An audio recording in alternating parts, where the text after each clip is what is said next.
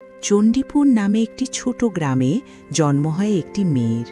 তার নাম রাখা হয় সুভাষিনী, যে নামের অর্থ মিষ্টি ভাষায় কথা বলা। কিন্তু জন্মের পরেই বোঝা যায় সে কথা বলতে পারবে না। ধীরে ধীরে সবাই তাকে শুভা বলে ডাকতে শুরু করে। দুই বড় বোনের বিয়ে হয়ে গেলে সংসারে আর কোনো উৎসবের কথা থাকে না। ঘরের কোণে নীরবে থেকে যায় শুভা, বাবা মায়ের দুশ্চিন্তার এক স্থায়ী কারণ হয়ে। ছোটবেলা থেকে শুভা বুঝে যায় সে আলাদা। তার সামনে দাঁড়িয়েই মানুষ তার ভবিষ্যৎ নিয়ে কথা বলে। তার বিয়ে হবে কিনা, সে কার বোঝা হবে, এসব আলোচনা চলে। সে কিছু বলতে পারে না, শুধু বড় বড় চোখে তাকিয়ে থাকে। এই তাকিয়ে থাকাই একসময় তার ভাষা হয়ে ওঠে। কিন্তু মানুষ সেই ভাষা বুঝতে চায় না। তার মা শুভাকে নিজের ত্রুটি মনে করেন, নিজের গর্ভের লজ্জা বলে ভাবেন। বাবা যদিও তাকে একটু বেশি স্নেহ করেন, তবু সেই ভালোবাসা নীরব, অসহায়। শুভার চোখ ছিল তার সবচেয়ে বড় শক্তি। সেই চোখে কখনো গভীর দুঃখ, কখনো নিঃশব্দ প্রশ্ন, কখনো স্বপ্নের আভাস দেখা যেত। অন্য শিশুরা সেই চোখে তাকিয়ে অস্বস্তি বোধ করত। তারা তাকে এড়িয়ে চলত, খেলায় ডাকত না। ফলে শুভা একা হয়ে পড়ে। সে কারো সঙ্গে ঝগড়া করে না, কারো কাছে কিছু চায় না। নিজেকে আড়াল করাই তার অভ্যেস হয়ে যায়। তাদের বাড়ি গ্রামের পাশ দিয়ে বয়ে যাওয়া ছোট নদীর ধারে। এই নদী খুব বড় নয়, কিন্তু সারাক্ষণ বয়ে চলে, চুপচাপ নিজের কাজ করে যায়। শুভা এই নদীটাকে খুব ভালোবাসে। কাজের ফাঁকে সে নদীর ধারে এসে বসে থাকে।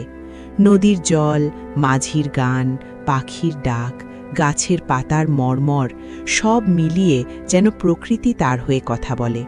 মানুষ যে ভাষা বোঝে না, প্রকৃতি সেই ভাষায় শুভার সঙ্গে কথা বলে। দুপুরবেলায় যখন গ্রামটা হঠাৎ থেমে যায়, তখন শুভার সবচেয়ে প্রিয় সময়। নৌকা চলে না, মানুষ ঘুমায়, চারপাশ নিঃশব্দ। সেই সময় বোবা প্রকৃতি আর বোবা মেয়ে পাশাপাশি বসে থাকে। এই নীরবতার মধ্যেই শুভা সবচেয়ে বেশি নিজের মতো হতে পারে। মানুষের চেয়ে প্রাণীদের সঙ্গে তার সম্পর্ক অনেক গভীর।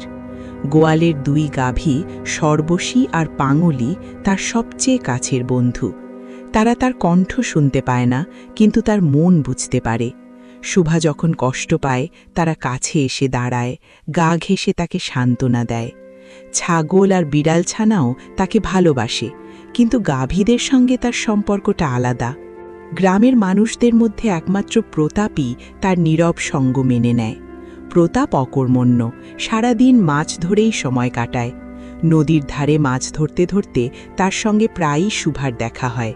তারা পাশাপাশি বসে থাকে, খুব বেশি কিছু না করেই। প্রতাপ কথা বলতে ভালোবাসে না, আর শুভা পারে না। এই নীরবতাই তাদের বন্ধন। প্রতাপ আদর করে তাকে সু বলে ডাকে।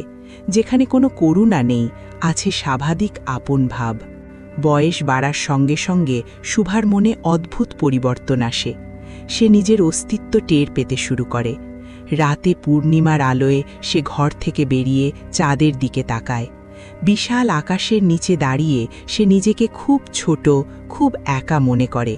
কিছু বলতে চায়, কিন্তু পারে না। সেই না পারার যন্ত্রণাই তার ভেতর জমতে থাকে। এই সময়ে তার মা আরও চিন্তিত হয়ে পড়েন। চারদিকে পরামর্শ শুরু হয়। অবশেষে ঠিক হয় শুভাকে কলকাতায় নিয়ে যাওয়া হবে। শুভা পুরো বিষয়টা বোঝে না, কিন্তু এক অজানা ভয় তার মনে বাসা বাঁধে। সে বাবা মায়ের মুখের দিকে তাকিয়ে কিছু জানতে চায়, কিন্তু তারা কিছুই বলে না। যাবার আগের দিন সে তার শৈশবের সখীদের কাছে যায়। তাদের খাওয়ায়, জড়িয়ে ধরে, চোখ ভরে দেখে। তার চোখের জল থামানো যায় না। সেদিন রাতেই চাঁদের আলোয় সে নদীর ধারে এসে দাঁড়ায়।